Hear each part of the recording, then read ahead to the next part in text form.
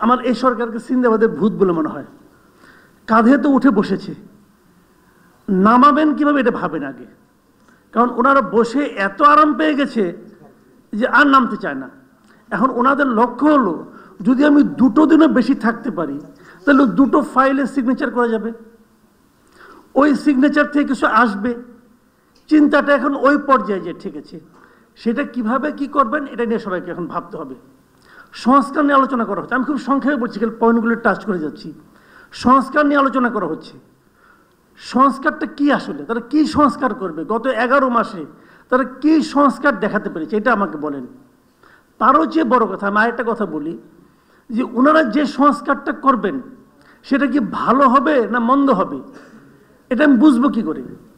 উনি যদি ওনার সরকারের মধ্যে সেই সংস্কারের কিছু একটা প্রয়োগ করে দেখাতে পারতেন যে দেখেন আমরা এই কাজটা করেছি, এই কাজটা ভালো, অতএব এইটা আপনারা পরবর্তী সময়ে করেন, আপনাদের উপকার হবে। পারছেন? পারেন নাই তো। এই সরকার ঠিক সেভাবেই চলছে যেভাবে আগের সরকারগুলি চলতো। তো যিনি নিজের সংস্কার করতে না পারেন, যিনি নিজের জীবনযাপনের মধ্যে সংস্কার করতে না পারেন, নিজের সরকারের মধ্যে সংস্কার করতে না পারেন, তার মুখে তো সংস্কার শব্দটাই মানায় না। এটা কি সংস্কার করবে? কতগুলো ভাড়াটে বুদ্ধিজীবী নিয়ে আসছে বিদেশ থেকে, কতগুলি এনজিও নিয়ে আসছে।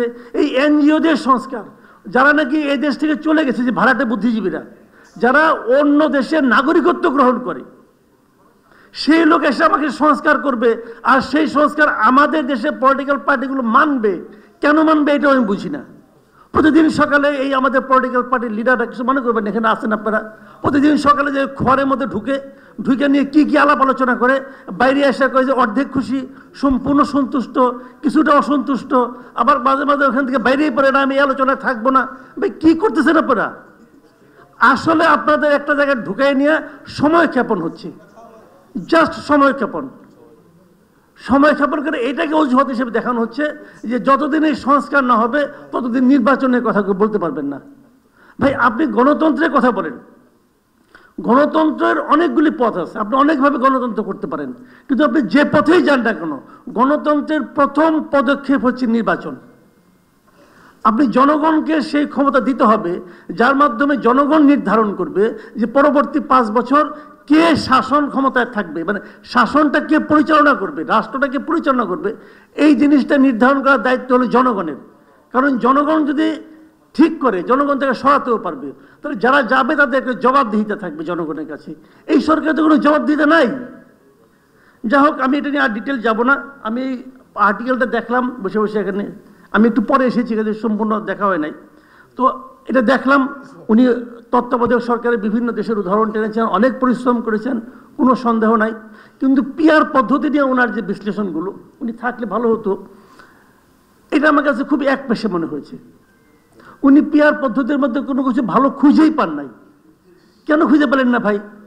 তাহলে 91টা দেশ এই মুহূর্তে বিশ্বে, তারা কি খারাপ জেনেও এটা করতেছেন? এটা কেন হবে ভাই? ভালো মন্দ দুটোই তো থাকবে। আপনি ভালোগুলি বলেন, মন্দটাও বলেন।